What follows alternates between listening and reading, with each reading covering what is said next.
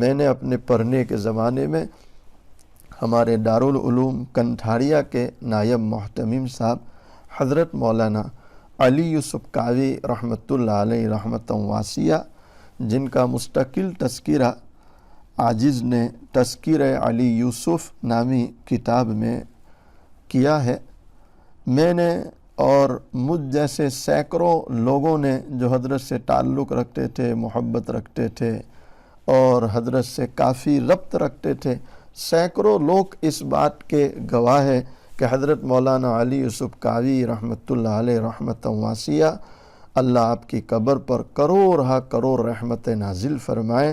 رمضان المبارک جیسے ہی شروع ہو جاتا، آپ کی عبادت میں کثیر اضافہ ہو جاتا۔ مغرب کی نماز کے بعد سے آپ اوابین میں، نوافل میں قرآن کریم سننے کا معمول شروع فرما دیتے۔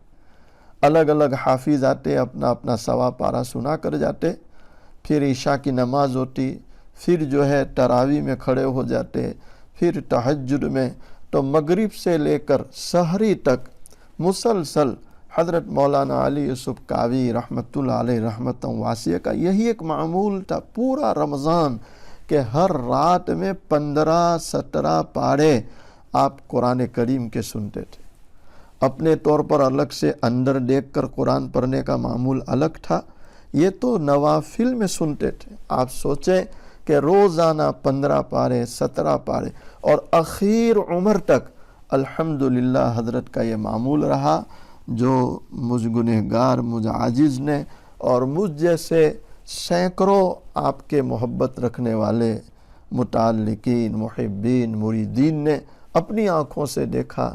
آج بھی کئی وہ حفاظ کرام ہے اور کئی وہ بڑے بڑے علماء ہیں جو حضرت کو باقاعدہ رمضان میں آ کے قرآن کریم سناتے تھے۔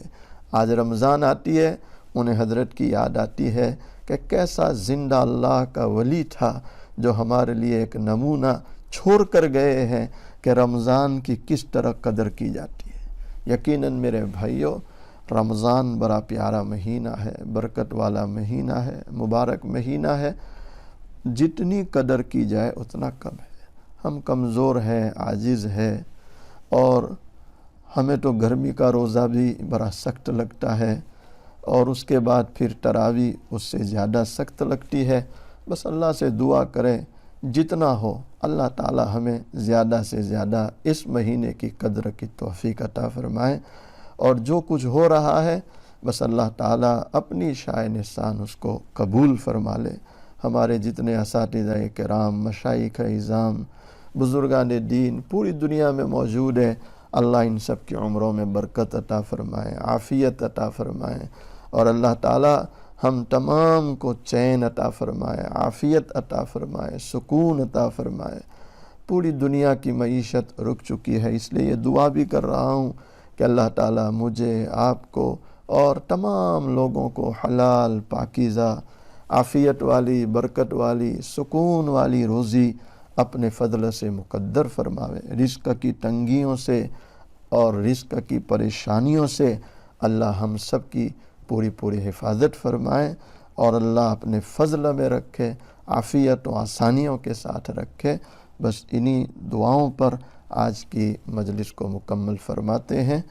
کیا فائدہ فکر بے شکم سے ہوگا، کیا فائدہ فکر بے شکم سے ہوگا، ہم کیا ہے جو ہم سے کوئی کام ہوگا، جو کچھ ہوا تیرے کرم سے، جو کچھ ہوگا تیرے کرم سے ہوگا، یعنی اللہ کے کرم سے ہوگا۔ وآخر دعوانا ان الحمد للہ رب العالمین۔